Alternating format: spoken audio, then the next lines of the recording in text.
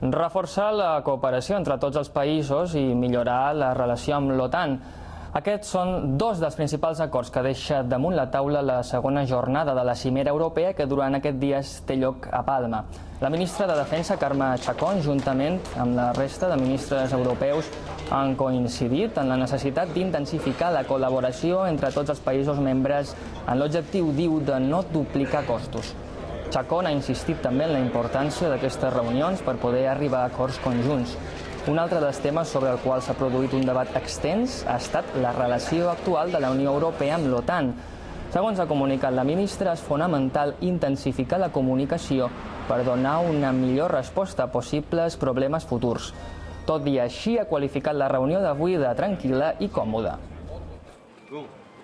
No solo ha sido una reunión en que hemos debatido profundamente, sino además con una actitud muy constructiva y además muy conscientes de que las reuniones de ministros de defensa deben cada día más suponer acuerdos al final de las mismas, que como imaginarán va en consonancia con esta propuesta de reforzar el papel institucional de las reuniones de ministros de defensa.